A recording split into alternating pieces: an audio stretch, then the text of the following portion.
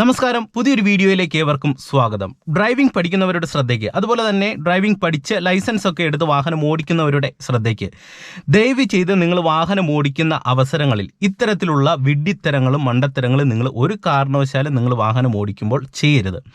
അപ്പോൾ അതെന്താണ്, അതിനെക്കുറിച്ചാണ് ഇന്നത്തെ ഒരു വീഡിയോയിൽ നിങ്ങളുമായിട്ട് ഷെയർ ചെയ്യുന്നത്.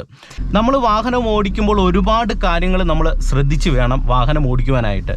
പലർക്കും വാഹനം ഓടിക്കുന്ന പലർക്കും ഉള്ളൊരു ചിന്തയാണ് നമ്മൾ എക്സ്പേർട്ട് ഡ്രൈവർ ആണ്. തീർച്ചയായിട്ടും നമ്മൾ അങ്ങനെ ചിന്തിക്കുന്നതിൽ പ്രശ്നമൊന്നുമില്ല. നമുക്ക് കൂടുതൽ കോൺഫിഡൻറ്റ് അതിൽ നിന്ന് നമുക്ക് ലഭ്യമാകുന്നതാണ്. എന്നാൽ പോലും നമ്മൾ മനസ്സിലാക്കേണ്ട ചില കാര്യങ്ങളുണ്ട്. ഓക്കെ, ഇപ്പോൾ മുന്നിൽ ഒരു വാഹനം പോകുന്നു എന്ന് നിങ്ങൾ സങ്കല്പിക്കുക.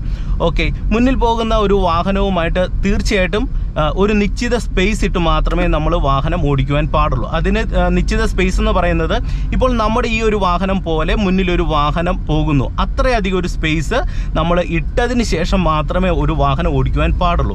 എന്നാൽ നമ്മൾ മുന്നിൽ പോകുന്ന ഒരു വാഹനവുമായിട്ട് ഒരുപാട് ചേർന്ന് വണ്ടി ഓടിച്ചാൽ എന്താണ് പ്രോബ്ലം? മുന്നിൽ പോകുന്ന വാഹനങ്ങൾ എപ്പോഴൊക്കെ ബ്രേക്ക് ചെയ്യുന്നു ആ സാഹചര്യങ്ങളിലെല്ലാം തന്നെ നമുക്കും വാഹനം നിർത്തേണ്ടതായിട്ട് വരും. ഞാൻ അതിനൊരു ഉദാഹരണം നിങ്ങളെ കാണിച്ചാൽ, ഇപ്പോൾ മുന്നിൽ തൊട്ട് ചേർന്നൊരു വാഹനം പോകുന്നു എന്ന് നിങ്ങൾ കരുതുക.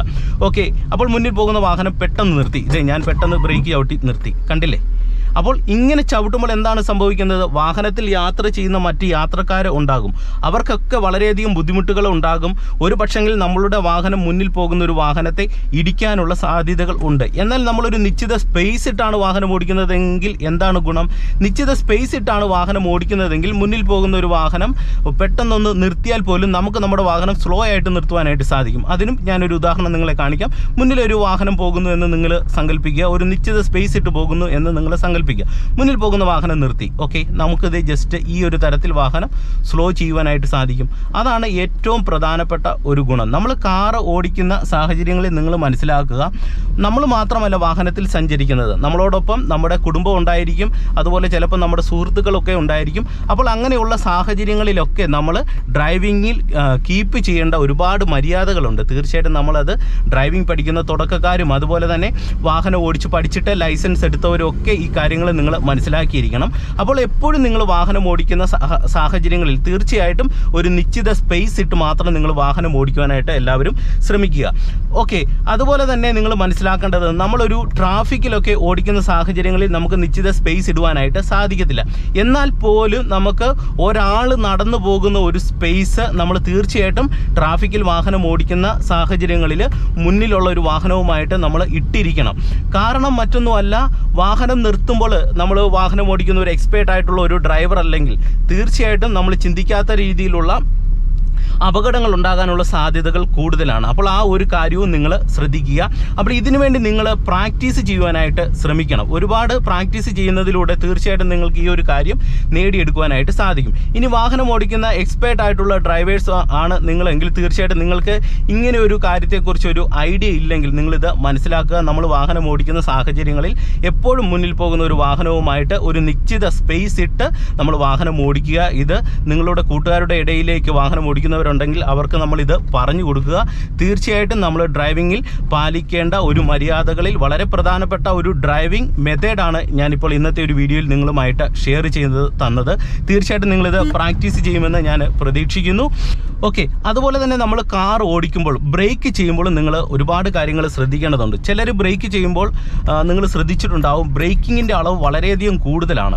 നമ്മൾ വാഹനം ബ്രേക്ക് ചെയ്യുന്ന സാഹചര്യങ്ങളിൽ സഡൻ ബ്രേക്ക് ചെയ്യേണ്ട സിറ്റുവേഷനിലാണ് നമുക്ക് ഒറ്റ ചവിട്ട് വാഹനം ചവിട്ടേണ്ടതായിട്ട് വരുന്നത്. എന്നാൽ അല്ലാത്ത സാഹചര്യങ്ങളിൽ നമ്മൾ വാഹനം ഓടിക്കുമ്പോൾ ബ്രേക്ക് ചെയ്യുമ്പോൾ നമുക്ക് വാഹനം സ്ലോ ആകുന്ന രീതിയിൽ നമ്മൾ സാവധാനം ബ്രേക്ക് ചെയ്യുവാനായിട്ട് ശ്രമിക്കുക.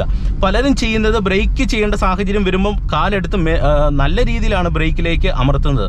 അങ്ങനെ അമർത്തിയാൽ സംഭവിക്കുന്നത്, നമ്മൾ മെയിൻ റോഡിലാണ് വാഹനം ഓടിക്കുന്നതെങ്കിൽ പുറയിൽ മറ്റ് വാഹനങ്ങളുണ്ടെങ്കിൽ നമ്മളൊരു എക്സ്പേർട്ട് ആയിട്ടുള്ള ഒരു ഡ്രൈവർ അല്ലെങ്കിൽ തീർച്ചയായിട്ടും ഈ ഒരു തരത്തിലാണ് നമ്മൾ ബ്രേക്ക് അപ്ലൈ ചെയ്താൽ നമ്മുടെ വാഹനം പെട്ടെന്ന് സഡൻ ആയിട്ട് നിൽക്കുന്ന ഒരു സാഹചര്യമാണ് ഉണ്ടാകുന്നത്.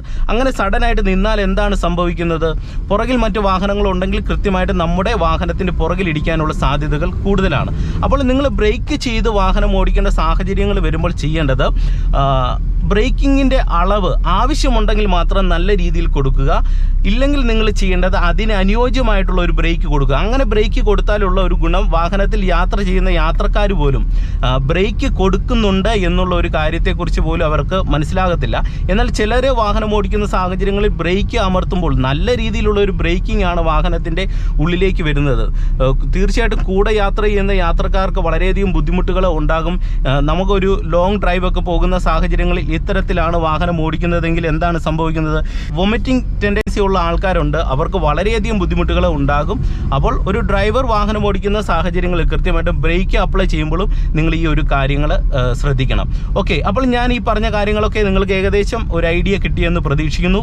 ഒരു കാരണവശാലും നമ്മൾ വാഹനം ഓടിക്കുന്ന അവസരങ്ങളിൽ ഒരു എക്സ്പേർട്ടായിട്ട് ഡ്രൈവർ എന്ന് നമ്മൾ ചിന്തിക്കുന്നതിൽ തെറ്റില്ല. എന്നാലും നമ്മൾ കുറേയധികം കാര്യങ്ങൾ മനസ്സിലാക്കണം. ഒരു നിശ്ചിത സ്പേസ് ഇട്ട് നിങ്ങൾ വാഹനം ഓടിക്കുക. ഇത്തരത്തിലുള്ള വിഡ്ഢിത്തരങ്ങളും മണ്ടത്തരങ്ങളും നിങ്ങൾ കാണിക്കുന്നുണ്ടെങ്കിൽ ജസ്റ്റ് നിങ്ങൾ അതൊന്ന് അവോയ്ഡ് ചെയ്ത് വാഹനം ഓടിക്കുക. നല്ല രീതിയിൽ നിങ്ങൾക്ക് വാഹനം ഓടിക്കുവാൻ കഴിയുന്നതാണ്. ഓക്കെ, വീഡിയോ നിർത്തുന്നതിന് മുന്നേ ആയിട്ട് ഈ ഒരു ഡ്രൈവിംഗ് സീക്രട്ട് എനിക്ക് പറഞ്ഞു തന്നത് എൻ്റെ അളിയനാണ്. അളിയന് ഞാൻ ഒരു പ്രത്യേക താങ്ക്സ് പറയുന്നു. വീണ്ടും ഇതുപോലെയുള്ള ഐഡിയകൾ അളിയന് തീർച്ചയായിട്ടും ഉണ്ടെങ്കിൽ തീർച്ചയായിട്ടും പറഞ്ഞു തരിക. നമുക്ക് നമ്മുടെ ചാനലിലൂടെ മറ്റു കൂട്ടുകാരുടെ ഇടയിലേക്ക് ഷെയർ ചെയ്യുവാൻ സാധിക്കുന്നതാണ്. ഓക്കെ, അപ്പോൾ നമുക്ക് മറ്റൊരു വീഡിയോയുമായിട്ട് അടുത്തൊരു ദിവസം കാണാം. എല്ലാവർക്കും നല്ല ദിവസം ആശംസിക്കുന്നു. നന്ദി, നമസ്കാരം.